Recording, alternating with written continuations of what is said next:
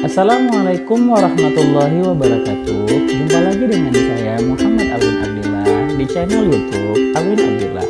Channel yang bertujuan menebarkan kebaikan kepada siapapun setiap harinya. Nah, pada kesempatan yang berbahagia ini, bagi para audiens semua yang baru pertama kali mengunjungi channel ini, jika tidak keberatan untuk menekan tombol subscribe, like, tekan lonceng, serta share ke teman-teman kamu agar channel ini dapat merealisasikan tujuannya, dan saya akan tambah semangat untuk memperbaharui konten-konten terbaru yang sangat menarik dan pastinya sangat tinggi jika dilewatkan. Nah, pada kesempatan yang berbahagia ini audiens sekalian, kita bertemu lagi pada kajian fikih jinayah part ke-6. Nah, pada kajian fikih jinayah part ke-6 ini, saya akan membahas tentang hukuman had bagi mereka-mereka yang mengkonsumsi khamar, meminum khamar, ataupun mengkonsumsi benda-benda memabukkan lain. Nah, ingin tahu pembahasannya? Yuk, kita bahas bareng-bareng. Khamar menurut bahasa adalah as-sitru wa taghtiyah wal mukhalatah. Jadi, khamar menurut bahasa bermakna menutup, penutup, atau bercampur. Nah, fahiya makana mimmaddah mawdu'ah lis-sukri mimma yukhalitul aqla wa yasturuhu.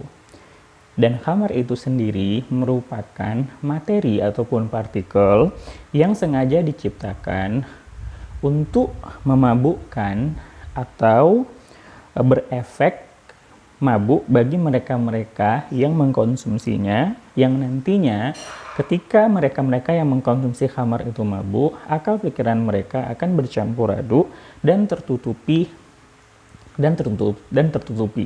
Nah, mana tertutupi di sini maksudnya seseorang yang mengkonsumsi khamar ini tidak dapat membedakan mana yang baik dan mana yang benar, dan terkadang tidak dapat mengedepankan logika sehat yang ia miliki. Nah, wa haqiqatul khamri ma kana muttakhadan mimma al-'inab wa ma ulhiqa bihi min anwa'i syarab al-muskir kalladhi yu'khadhu min at-tamar waz-zabib wasy-sya'ir wa ghairiha. Nah, jadi haqiqatul khamri ya pada dasarnya khamar itu terbuat daripada buah anggur. Ya, pada dasarnya terbuat daripada buah anggur. Dan baru kemudian khamar ini berevolusi menjadi segala macam jenis minuman yang memabukkan, baik terbuat dari anggur ataupun terbuat dari buah-buah lain ataupun partikel lain seperti kurma, kismis, kelapa, dan buah-buahan lain. Nah, dan khamar ini juga termasuk ke dalamnya segala macam jenis benda, bukan hanya minuman, ya, bukan hanya minuman, tapi juga benda-benda yang dikonsumsi, baik dikonsumsi itu dengan cara diminum ataupun dengan cara dengan cara dihirup dengan menggunakan hidung, yang mana benda-benda tersebut memabukkan seperti ganja, morfin, opium, dan lain sebagainya. Nah, hadirin yang dirahmati Allah, sebagaimana yang kita ketahui bahwa mengkonsumsi khamar hukumnya jelas haram, ya. Bahkan menurut mayoritas ulama fikih, mengkonsumsi khamar dalam kondisi darurat sekalipun tidak dianjurkan. Ya, jika seseorang tidak menemukan air untuk ia minum, mayoritas ulama tidak menganjurkan orang-orang yang dalam kondisi darurat tersebut meminum khamar. Kenapa? Karena khamar tidak dapat menghilangkan dahaga seseorang dan khamar merupakan benda najis. Ya, jadi bagaimana bisa benda najis kita konsumsi? Bahkan kebanyakan orang di luar sana berbangga-bangga mengkonsumsi benda najis tersebut dengan nominal harga yang tidak murah. Nah, seperti yang kita ketahui juga bahwa mengkonsumsi khamar atau meminum khamar merupakan kebiasaan bangsa Arab. Ya, jauh sebelum datangnya Islam, bangsa Arab sudah mengkonsumsi khamar dan sudah menjadi minuman yang mereka suguhkan di keseharian mereka. Apalagi jika memang jika memang mereka mengadakan acara-acara besar, kebiasaannya kamar itu tidak luput daripada perayaan-perayaan besar tersebut. Islam datang dan mengharamkan benda najis tersebut. Namun, sebagaimana yang kita ketahui, karena kamar sudah mendarah daging, di dalam tradisi bangsa Arab, Allah Subhanahu wa Ta'ala tidak mengharamkan kamar sekaligus, ya, seperti yang kita ketahui bahwa ada tadarruj, ada tahapan pengharaman kamar sebanyak 3 kali, ya, sebanyak 3 kali. Yang pertama hanya berupa indikasi atau isyarat, yang kedua juga berupa indikasi isyarat nasihat bahwa kamar itu lebih banyak mudaratnya ketimbang manfaatnya, barulah yang manfaatnya. Kemudian datang lagi pengharaman untuk tidak mendekati, untuk tidak melaksanakan sholat dalam kondisi mabuk, barulah terakhir kali itulah turunlah ayat yang terdapat di dalam surah Al-Maidah ayat 90 dan 91 yang mengharamkan khamar secara mutlak. Nah, jadi pengharaman khamar itu merupakan ijma', ya, jadi tidak ada satu ulama pun, baik ulama mutaqaddimin ataupun mutaakhirin ataupun ulama kontemporer yang membenarkan seseorang meminum khamar, ya, kecuali nanti mungkin terjadi perdebatan di antara para ulama kontemporer terkait beberapa kasus, ya, beberapa kasus tertentu seperti pengobatan dan lain sebagainya, dan itu tidak akan kita bahas di sini, insya Allah akan kita bahas di pertemuan kita selanjutnya. Nah, ya, Allah Subhanahu wa Ta'ala telah menjelaskan secara jelas kepada kita semua. A'udzubillahi minasyaitonirrajim. Bismillahirrahmanirrahim. Ya ayyuhalladzina amanu innamal khamru wal maisiru wal ansabu wal azlamu rijsum min 'amalis syaitan fajtanibuhu la'allakum tuflihun. Ya, wahai orang-orang yang beriman, sesungguhnya meminum khamar, berjudi, mengundi nasib dengan anak panah, kemudian menyembah berhala merupakan perbuatan yang keji dan termasuk ke dalam perbuatan syaitan, maka jauhilah perbuatan tersebut agar kamu tergolong ke dalam golongan orang-orang yang berhasil, golongan yang beruntung dan menang. Nah itu dia, ya. Nah, itu dia dalil pengharaman khamar. Nah, sedangkan dalil ataupun landasan konseptual pengharaman khamar dari hadis Rasulullah itu banyak sekali. Nah, di sini saya hanya akan mencoba untuk menyebutkan 2 hadis saja. Yang pertama adalah hadis yang diriwayatkan oleh Abu Daud dari Ibnu Umar, ridha Allah kepada mereka berdua, berkata, Rasulullah Shallallahu alaihi wasallam bersabda, la'anallahu al-khamra wa syaribaha wa saqiha wa mubta'aha wa ba'i'aha wa hamilaha. Ya, fima ma'nah. Ya. Jadi di dalam hadis ini Rasulullah SAW bersabda, Allah melaknat khamar itu sendiri, Allah melaknat peminumnya, orang yang membawanya, orang yang membelinya, orang yang menjualnya, ya, kesemuanya itu mendapatkan laknat Allah. Nah, di dalam hadis lain Rasulullah SAW kembali bersabda yang diriwayatkan oleh Imam Ahmad, Nasai, Imam Al-Bazzar, Imam Hakim dari Abdullah bin Umar, ridha Allah kepada mereka berdua, sesungguhnya Rasulullah SAW bersabda, salasatun haramallahu tabaraka wa ta'ala alaihimul jannah, mudminul khamri wal aq wad dayyus alladhi yaqirru fi ahlihi al-khubus. Ya, Rasulullah SAW bersabda, ada 3 golongan manusia yang Allah haramkan kepada mereka surga. Yang pertama adalah pecandu khamar, yang kedua adalah anak yang durhaka kepada orang tuanya, dan yang ketiga adalah ad-dayyus, yaitu kaum ayah yang alladzi yaqirru fi ahlihil khubus, yaitu yang membiarkan terjadinya kekejian dan kemaksiatan di dalam keluarganya. Nah, seperti itu pemirsa, ya. Oke, jadi kita semua sepakat dan saya yakin kita semua tahu bahwa khamar itu merupakan benda najis, benda yang tidak ada untungnya bagi kita untuk mengkonsumsinya, dan Allah Subhanahu wa Ta'ala melaknat mereka-mereka yang meminumnya. Nah, selanjutnya kita akan membahas tentang haddus syarif. Nah, kita akan membahas tentang hukuman had bagi mereka-mereka yang minum khamar. Nah, apakah ulama mazhab sepakat atau sependapat terhadap hukuman had bagi mereka-mereka yang minum khamar? Nah, ada titik sepakatnya, ada titik di mana mereka berbeda. Nah, di mana mereka sepakat atau sependapat? Jadi para ulama mazhab sepakat dan sependapat bahwa mereka-mereka yang minum khamar itu diberlakukan bagi mereka hukuman had. Jadi wajib diberlakukan hukuman had. Nah, dari sisi itu para ulama mazhab sependapat. Namun berapakah jumlah cambukan di dalam hukuman had itu sendiri? Nah, di sini para ulama berbeda pendapat. Nah, para ulama berbeda pendapat.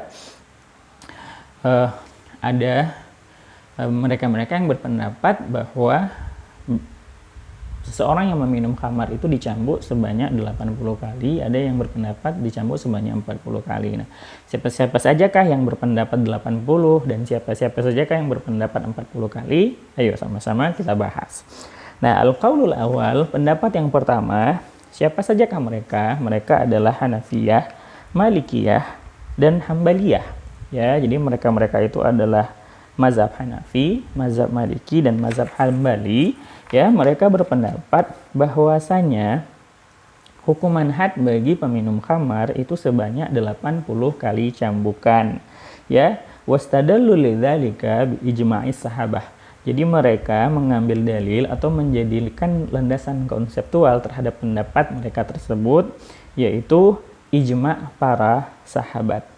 Ya, ijma' para sahabat, ya. Di sini dijelaskan bahwa faqad akhraja al-Muwatta an Thur bin Zaid anna Umar bin Khattab istashara fil khamri yashrabuha ar-rajul faqala lahu Ali bin Abi Thalib ara an tadribahu 80 fa innahu idza ma sharabaha sakara fa idza sakara hadha wa idza hadha iftara aw kama qala fajaladahu Umar fil khamri 80. Di dalam kitab Muwatta ya tersebut bahwasanya Umar bin Khattab ya bermusyawarah dengan para sahabat yang lain terkait seorang laki-laki yang meminum khamar. Lantas Ali bin Abi Thalib berkata kepada Umar, "Saya berpendapat alangkah lebih baik jika engkau wahai Umar bin Khattab mencambuknya sebanyak 80 kali cambukan." Nah, seperti itu ya. Jadi terjadi musyawarah di antara Umar, Ali, dan para sahabat pada masa itu terkait seorang laki-laki yang meminum khamar. Lantas Ali mengusulkan agar Umar memberikan cambukan sebanyak 80 kali, dan ternyata pada masa itu Umar pun memberikan cambukan atau menyambuk si lelaki peminum khamar tadi sebanyak 80 kali cambukan. Nah, selanjutnya pendapat yang kedua, ya pendapat kedua adalah pendapat Syafi'i, ya atau pendapat mazhab Syafi'i, di mana mazhab Syafi'i berpendapat al-aslu fi haddis syarib wa arba'un. Ya, pada dasarnya hukuman had bagi peminum khamar itu 40 kali cambukan. Lakin, tapi ada kata lakin nih, ada kata tetapi. Al-imam lahu ayyazid al-adat ila 80 in ra'a anna dhalika ablagh fi zajri wa syad fi tarhibil fusaq wal unsah. Nah, ya. Jadi dalam mazhab Syafi'i pada dasarnya hukuman had bagi mereka-mereka yang minum khamar itu 40 kali cambuk.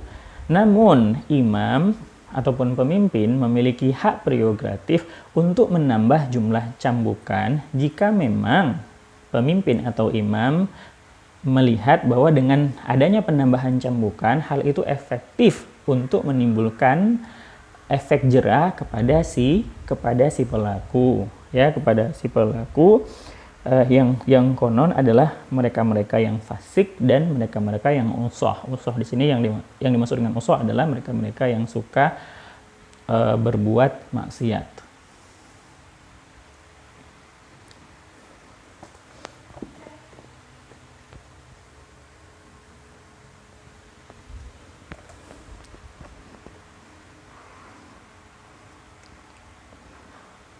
Ya. Nah, seperti itu ya. Nah, itu seperti itu dia perbedaan pendapat di antara para ulama. Nah, selanjutnya yang akan kita bahas adalah mahiyatul khamri al-muharram. Ya. Yang kita akan bahas selanjutnya adalah partikel khamar seperti apa yang memang yang diharamkan. Nah, mungkin selama ini kita mengira, hadirin wal hadirat, para audiens sekalian, bahwa ulama menyepakati sebuah pendapat bahwa segala macam jenis khamar itu haram gitu. Haram dan tidak ada pengecualian. Nah, ternyata belum tentu ya, bisa saya katakan bahwa semua ulama mazhab ini mengharamkan khamar, cuman ada beberapa perbedaan pendapat yang terjadi di antara mereka. Nah, ini dia pembahasannya. Ittafaqat kalimatul ulama ala anna asir al-'inab idza tabakha thumma ishtadda kana haraman. Ya, jadi ulama menyepakati sebuah pendapat bahwa jika asir inab ataupun jus anggur yang dibiarkan dan diendapkan serta difermentasi kemudian berubah menjadi khamar dan memabukkan, maka jus anggur yang sudah berubah menjadi khamar ataupun minuman memabukkan tadi itu haram untuk dikonsumsi. Ya, haram untuk dikonsumsi.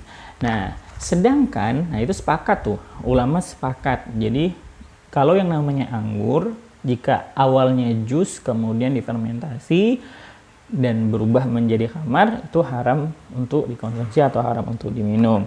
Nah, akan tetapi jika jus tersebut bukan jus anggur nih, misalnya buah tin, misalnya kalau kita sekarang ada namanya air nira ya, air nira, kemudian ada namanya misalnya apel, misalnya buah apel atau jus apel yang difermentasi kemudian berubah menjadi khamar. Nah, apakah khamar yang terbuat daripada buah-buah tadi selain buah anggur tersebut haram untuk dikonsumsi?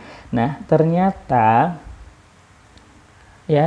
ulama berbeda pendapat ya. Ada dua pendapat terkait permasalahan ini. Nah, al-qaulul awal. Nah, pendapat yang pertama yaitu pendapat ammah ahlul ilm, yaitu pendapat kebanyakan. Kalau jumhur ulama itu mayoritas, kalau ammah ahlil ilm berarti hampir keseluruhan ulama berpendapat bahwasannya mengkonsumsi jus yang terbuat dari buah selain buah anggur yang sudah difermentasi dan berubah menjadi minuman yang memabukkan hukumnya haram, termasuk di dalamnya mazhab Maliki, Syafi'i dan Hambali. Ya, mazhab Maliki, Syafi'i dan Hambali. Nah, dalilnya apa? Ya, mayoritas atau hampir keseluruhan ulama yang ada di dunia ini mengambil dalil dengan firman Allah Subhanahu wa taala yaitu firman Allah yang mengharamkan khamar secara mutlak. Nah, ya, seperti yang kita ketahui bahwa tadi saya juga sudah menyebutkan ayat dalam surah Al-Maidah, yaitu ayat 90 dan 91, di mana di dalam ayat tersebut Allah Subhanahu wa taala tidak mengkhususkan khamar yang mana dan khamar yang mana, ya. Sirahnya atau redaksi katanya mutlak. Ya, jadi tidak dapat dikaitkan dengan satu kaitan apapun. Nah, dari situ ya, hampir keseluruhan ulama ini ya mengambil sebuah dalil bahwa khamar apapun jenisnya itu haram untuk dikonsumsi. Nah, sedemikian pula hadis-hadis Rasulullah SAW yang sudah saya sebutkan tadi, bahwa redaksi kata yang ada di dalam hadis-hadis Rasulullah tadi itu bersifat universal atau global, ya bersifat umum gitu. Rasulullah tidak mengkhususkan khamar yang terbuat dari anggur atau khamar yang terbuat dari gandum atau khamar yang terbuat dari kurma, enggak. Yang namanya khamar, yang namanya dia menutupi akal dan memabukkan, haram untuk dikonsumsi. Nah, sedangkan pendapat yang kedua adalah pendapat Hanafi, ya, pendapat mazhab Hanafi, ya. Nah, di dalam mazhab ini ya, di dalam mazhab Hanafi mengklasifikasi atau membagi dua jenis khamar. Nah, yang pertama adalah jenis khamar yang terbuat dari air anggur. Sedangkan yang kedua adalah jenis khamar yang terbuat dari jus ataupun air selain anggur. Nah, kita akan membahas pembagian yang pertama terlebih dahulu. Yang pertama adalah khamar atau minuman yang memabukkan yang terbuat dari buah anggur. Ya, yang terbuat dari buah anggur. Nah, menurut mereka, jadi minuman yang memabukkan yang terbuat dari buah anggur itu haram untuk dikonsumsi baik sedikit ataupun banyak. Ya, baik takarannya sedikit ataupun banyak itu diharamkan secara mutlak. Dan mazhab Hanafi juga menjelaskan khamar ataupun minuman yang memabukkan yang terbuat dari air anggur itu tergolong ke dalam kategori najis yang berat. Ya, terkategori ke dalam najis yang berat, yaitu setara dengan najisnya anjing dan babi. Nah, dan bagi barang siapa yang meminum khamar yang terbuat dari anggur, kemudian mendeklarasikan atau meyakini bahwa khamar tersebut tidak diharamkan, maka secara otomatis orang tersebut keluar dari Islam atau yang kita kenal dengan istilah murtad. Nah, jenis khamar yang kedua yaitu pembagian khamar yang kedua di dalam mazhab Hanafi, yaitu khamar ataupun minuman keras yang terbuat dari selain buah anggur. Selain buah anggur seperti buah tin, kemudian gandum, kemudian jagung dan madu Nah, jadi apabila khamar ataupun minuman keras itu terbuat daripada buah-buahan tersebut, maka dia memiliki hukum yang sedikit berbeda dengan khamar yang terbuat dari buah anggur. Nah, apa bedanya? Dari segi pengharaman itu sama-sama diharamkan, baik dalam jumlah sedikit ataupun dalam jumlah yang banyak. Nah, itu sama-sama diharamkan, namun level pengharamannya itu tidak selevel dengan pengharaman dalam mengkonsumsi minuman khamar yang terbuat dari anggur. Jadi kalau bisa dibilang kalau level pengharaman yang khamar yang terbuat dari anggur itu bisa katakan level atas. Kalau selain khamar, selain anggur seperti buah-buahan tadi itu agak sedikit di bawahnya, sama-sama haram tetapi namun bedanya mereka yang meminum khamar yang dibuat dari gandum, kemudian jagung, kemudian madu, jika mereka mengingkari atau tidak meyakini pengharaman khamar tersebut, maka mereka tidak langsung tergolong ke dalam kategori murtad. Nah, selanjutnya adalah pembagian khamar yang ketiga. Nah, jadi ternyata ada loh pemirsa. Jadi tadi kan sudah saya sebutkan ada dua. Ternyata ada yang ketiga nih, maaf ya. Jadi ternyata ada pembagian khamar yang ketiga di dalam mazhab Hanafi. Nah, pembagian khamar yang ketiga adalah khamar yang terbuat dari selain buah anggur, buah tin, buah jagung, kemudian gandum dan juga madu yang sudah saya sebutkan di atas. Tadi kalau yang terbuat dari anggur kan haram mutlak yang tidak meyakini juga langsung murtad. Nah, kemudian yang kedua yang kalau terbuat dari buah jagung, kemudian terbuat dari madu, gandum tadi itu levelnya nggak seberat level khamar yang terbuat dari anggur, walaupun tetap haram dikonsumsi baik banyak ataupun sedikit. Namun yang meyakini atau yang tidak meyakini akan pengharamannya itu tidak murtad. Nah, sedangkan khamar yang ketiga adalah khamar ataupun minuman keras yang terbuat dari selain buah-buah tadi. Nah, selain buah-buah tadi, menurut mazhab Hanafi, itu hukumnya itu nggak ada masalah. Jadi tidak ada masalah mengkonsumsinya baik dalam jumlah yang sedikit ataupun banyak walaupun sampai memabukkan. Nah ya, kenapa? Karena memang Imam Hanafi ini ya berpegang teguh terhadap dalil ya, terhadap dalil di mana Rasulullah Shallallahu Alaihi Wasallam bersabda yang diriwayatkan oleh Imam Muslim ya dari Abu Hurairah ya, al khamru min hataini syajaratain ya, jadi khamar itu terdiri dari dua pohon ini ya. Rasulullah menyebutkan yang artinya pohon kurma dan pohon anggur. Nah dari itu dari itu Imam Hanafi beserta pengikutnya itu menganggap bahwa hadis ini merupakan hadis yang mengkhususkan umumnya Al-Qur'an. Maka dari itu adanya spesifikasi atau pembagian khamar tadi menjadi 3 bahagian.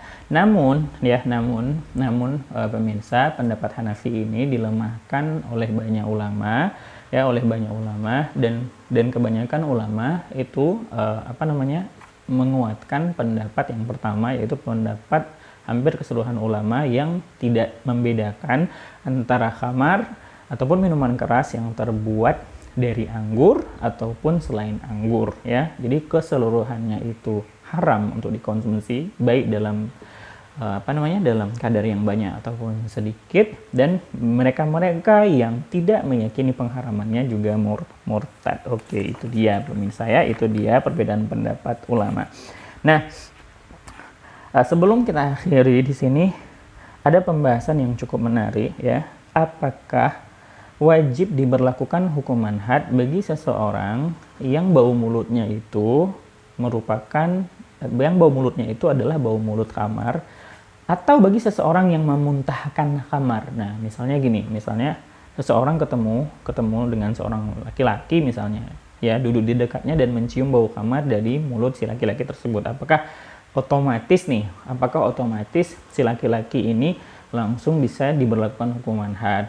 Ataupun misalnya ada seseorang yang tiba-tiba muntah dan yang ia muntahkan itu adalah khamar. Nah, apakah hukuman had bisa langsung terrealisasi? Nah, ternyata jawabannya tidak ya. Tidak segampang itu ya pemirsa sekalian, melainkan harus di cross check dan dicek dan dipelajari lebih dalam. Mungkin saja seseorang yang memuntahkan khamar tadi dipaksa atau dicekoki khamar, ya kan? Orang yang dipaksa meminum khamar tentunya tidak wajib diberlakukan hukuman had ya, seperti itu. Nah, atau mungkin orang yang masalahnya tadi bau mulutnya itu merupakan bau mulut khamar ya, dia meminum khamar karena mungkin dia tidak menemukan air misalnya, walaupun memang menurut kebanyakan ulama tidak dianjurkan, namun mungkin dia tidak tahu, kan ada syubhat di situ. Nah, maka kalau udah ada syubhat ya, maka gugurlah yang namanya hukuman had. Jadi